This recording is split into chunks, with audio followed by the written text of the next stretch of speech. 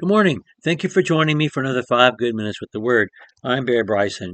We're continuing the suffering servant passage, and we still have the Messiah himself, the servant himself, speaking to us. He started speaking to us in chapter 50, verse 4, when he talked about his own faithfulness despite being beaten and spit upon.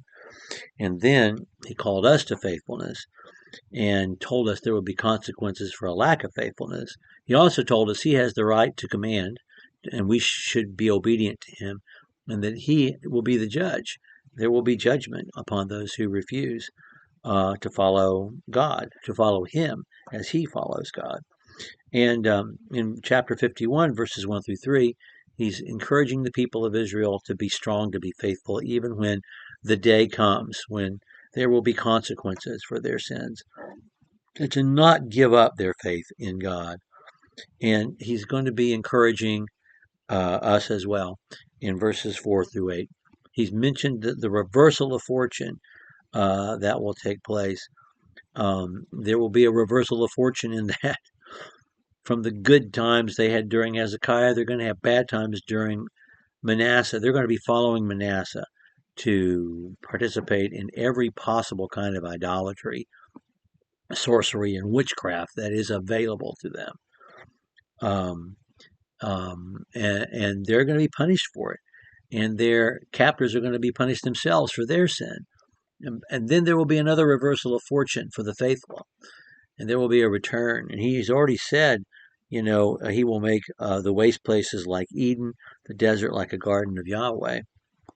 So he says in chapter 51, and we're going to read verses 4 through 8 today, "Pay attention to me, O my people, and give ear to me, O my nation, for a law will go forth from me, and I will set my justice for a light of the peoples.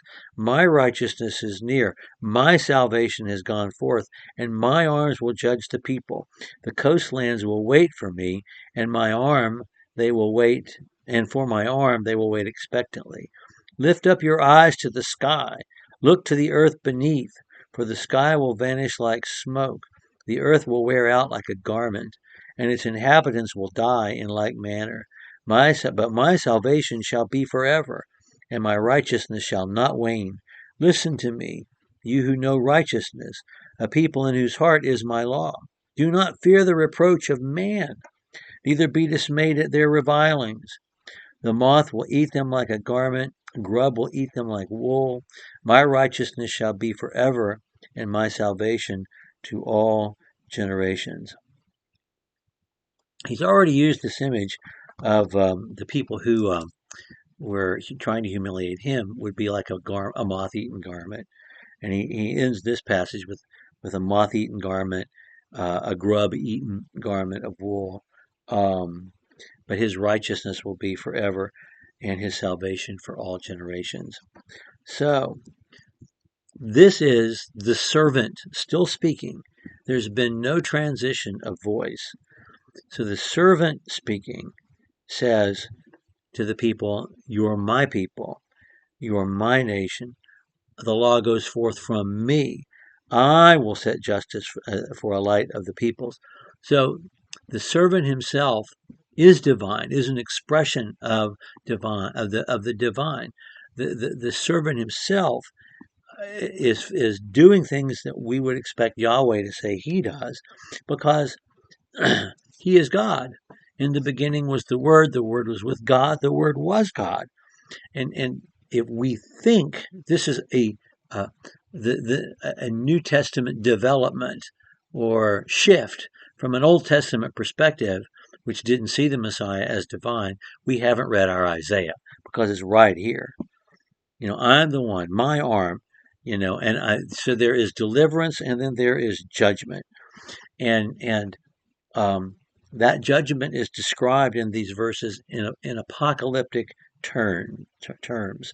The sky will vanish like smoke, the earth will wear out like a garment, its inhabitants will die in like manner. John, in 1 John chapter 2, verses 15 through 17, says the world is spinning down. The world and its lusts are decaying. And he will use the image either of the top that stops spinning or maybe of the fruit that decays and is no good to eat anymore. That's what's going to happen to the earth and its inhabitants who don't belong to him. But the word of the Lord will abide forever. So we have that here too.